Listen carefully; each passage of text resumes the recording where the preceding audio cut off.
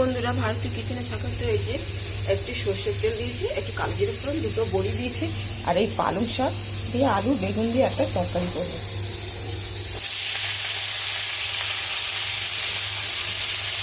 কোনো মশলা, বেশি মশলা দেবো না, কাঁচা লঙ্কা, একটু হলুদ, নুন, মিষ্টি, আলু বেগুন দিয়ে। আর কোনো বেশি সবজিও দিই না, বেশি সবজি দিলে পালং শাকের স্বাদটা চলে যায়।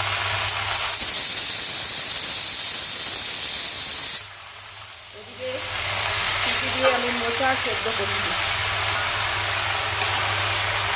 এবার আমি একটু চাপা দিয়ে দেবো, একটু নরম হয়ে যাবে, পরে একটু নুন দেবো। এই শাকটা কতটা হয়েছে, ওইটা একটু নরম হয়ে গেছে। এবার আমি এই নুন, মিষ্টি, একটু হলুদ গুঁড়ো আর কাঁচা লঙ্কা, আর কিছু দেবো না মশলা। এরকম একটা তরকারি করবো, সাদা মাটা ভালো লাগে, বেশি কিছু না দিয়ে, বেশি মশলাও দিতে ভালো লাগে, এমনি প্লেন একটু হালকা হালকা খুব ভালো লাগে। এই আলু সেদ্ধ হওয়ার জন্য চাপা দিয়ে দেবো, জল দেবো না, শাকের জলে শাক হবে। চাপা দিয়ে দিলাম, পরে আবার আসছি 1 মিনিট 5 মিনিট পর। হয়ে গেছে, দেখি এবার কতটা কী হয়েছে। ও এই তো জলটা অনেকটা শুকিয়ে এসেছে, বড়িগুলো একটু নরম নরম হয়ে গেছে, আর এইরকম একটু রস মাখা থাকবে।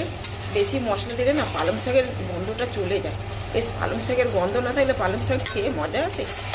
ওই জন্য হালকা একটুখানি একটা আলু, একটু বেগুন দিয়ে আর পালং শাকটা বানিয়েছি। শুধু পাতাগুলো না চলে গেছে, কচি পাতা।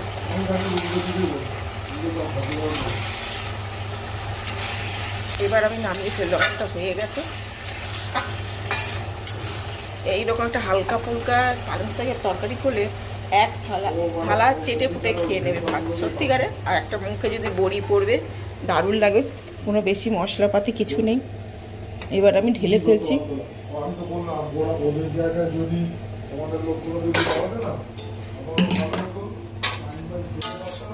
এক হাতে ভিডিও করছি, এক হাতে ঢালছি, তো ওই জন্য একটুখানি অসুবিধা হচ্ছে।